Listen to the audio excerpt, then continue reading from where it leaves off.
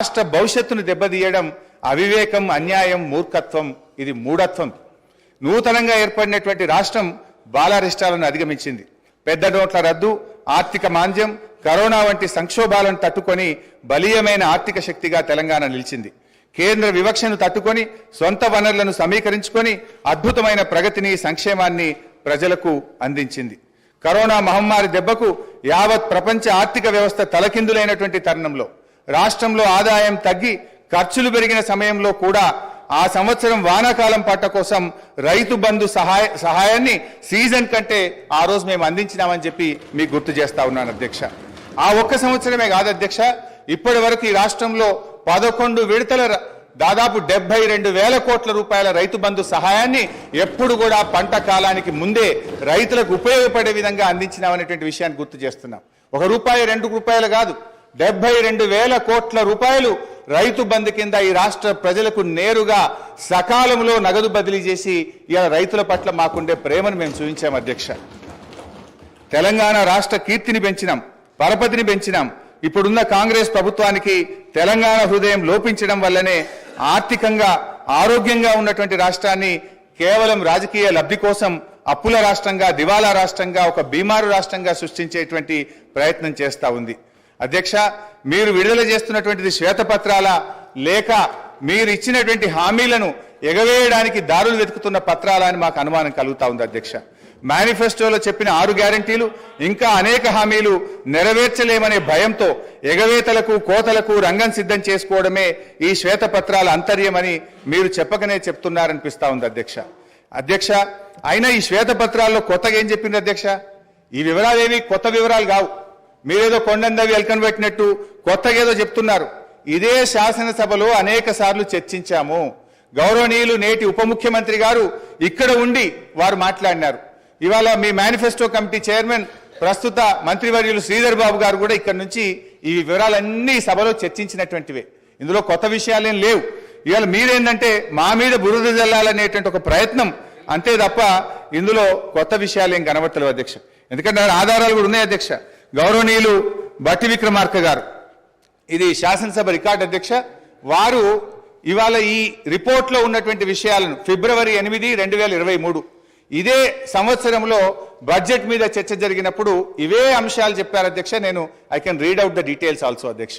అంటే బట్టి గారు ఆ రోజు ఇక్కడి నుంచి ఏం మాట్లాడినరో ఇవాళ ఆర్థిక మంత్రిగా అక్కడ నిలబడి కూడా అవే విషయాలు చెప్పినారు తప్ప ఇందులో పెద్ద కొత్త విషయాలు బయట పెట్టిందో, కొత్త ముచ్చట్లు చెప్పిందో ఏమి లేదు. కాకపోతే కొంత కన్వీనియంట్గా కొన్ని విషయాలను దాచిపెట్టి కేవలం గత ప్రభుత్వం మీద బుర్ర జల్లే విధంగా కొన్ని టేబుల్స్ మీరు తయారు చేసినారు అధ్యక్ష. ఒక సీనియర్ శాసనసభ్యుడిగా నాకున్న రాష్ట్ర ఆర్థిక మంత్రిగా పనిచేసిన అనుభవంతో చెప్తా ఉన్న అధ్యక్ష, ఈ దేశంలో కానీ ఏ రాష్ట్రంలోనైనా డబ్బులు బీరువాల్లో, అల్మారాల్లో కట్టల రూపంలో ఏ ప్రభుత్వం దగ్గర కూడా నిల్వ ఉండదు అధ్యక్ష. రూపాయి అనేటువంటిది ఖజానాకు రావడం, పోవడం అనేటువంటిది ఒక నిరంతర ప్రక్రియ అధ్యక్ష. ఇది ఆర్థిక సూత్రం. ఈ చక్రం కదిలితేనే ఆర్థిక వ్యవస్థ ఆరోగ్యంగా ఉంటుంది. భారతదేశం ఏర్పడినప్పటి నుంచి ఇప్పటి వరకు ఏ రాష్ట్రంలోనైనా ఇలా ప్రభుత్వాలకు పన్నులు, పన్నేతర మార్గంలో ఆదాయం సమకూరుతుంది.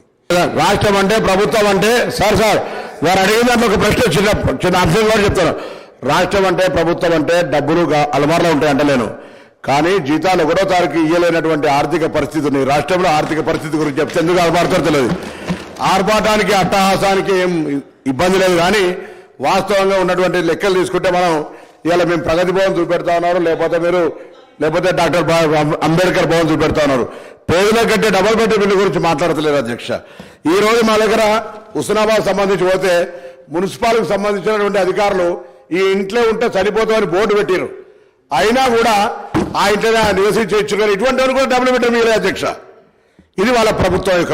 అంతేకాదు ఇవాళ దాని లెక్క చెప్తా ఉన్నారు. ఇవాళ 1,25,000 రూపాయలు నేను బలహీన వర్గాల శాఖకు సంబంధించిన మంత్రిని ఇవాళ అధికారికంగా లెక్కలతో చెప్తా ఉన్నా. 1,25,000 రూపాయలు గురుకులంలో ఉన్నటువంటి చదువులకు ఇస్తా ఉన్నారు. 55,000 రూపాయల దారిలో ఇచ్చేటువంటి బడ్జెట్తో పాటుగా 55,000 రూపాయల బడ్జెట్, 55 రూపాయలు ప్రతి విద్యార్థి కూడా వచ్చేటువంటి పరిస్థితులు చెప్పేది మాత్రం 1,20,000. ఆర్భాటం పేరు ఎన్ని రోజులు నడుపుతారు అధ్యక్ష? ప్రచారానికి సంబంధించిన దాని మీద నడుపుకుంటూ అవుతుంటే గోపల్స్ ప్రచారం చేసి మేము బాగున్నాం, బంగారు తెలంగాణ బాగున్నాం అంటే అందరూ బాగున్నాడు చెప్తాను. నేను నాకు సంబంధించిన అంశం చెప్తా మీరెందుకు సార్ ఆయన చెప్తారు కదా, నేను పార్టీ మినిస్టర్ గారు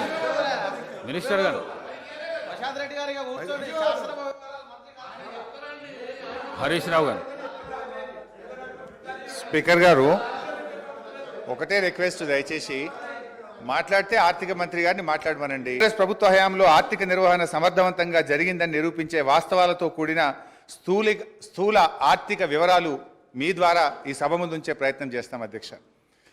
ఈ వివరాలు కూడా ఎక్కడి నుంచో నేను చెప్తలేను. నిన్నగాక మొన్న కొత్తగా పదవీ బాధ్యతలు చేపట్టినటువంటి మన రాష్ట్ర ఆర్థిక మంత్రివర్యులు ఉప ముఖ్యమంత్రి గారు విడుదల చేసిన నివేదికల నుంచే చెప్తున్నా. ఇదేమి నేను సొంతగా చెప్తున్నది లేదు. This is your own report, this is your own book released by finance minister గారు.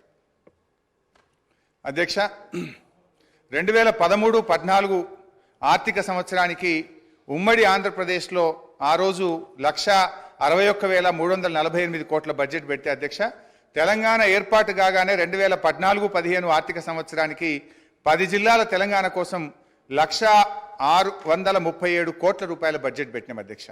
అదే 2023-24 సంవత్సరానికి 2,90,296 కోట్ల రూపాయల బడ్జెట్ ప్రవేశపెట్టాం.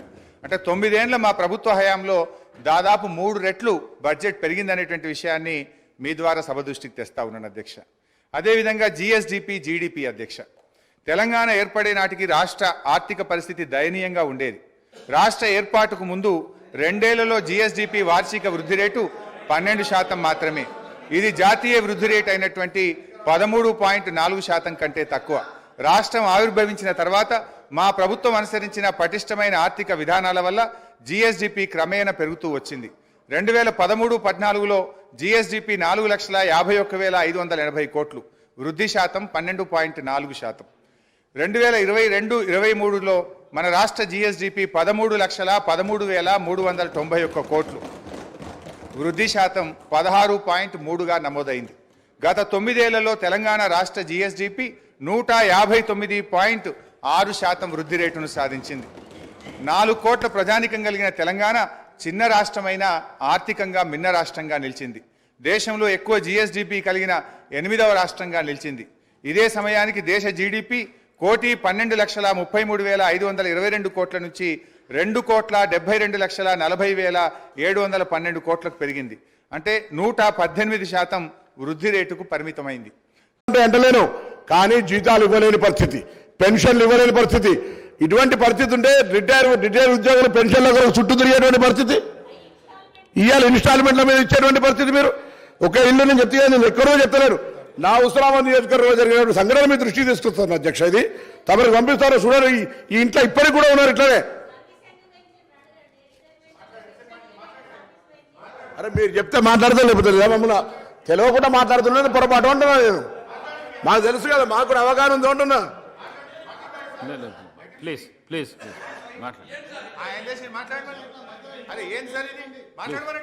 ప్లీజ్ మాట్లాడండి హరీష్ రావు, ప్లీజ్ మాట్లాడండి. ఇది పద్ధతి కాదు.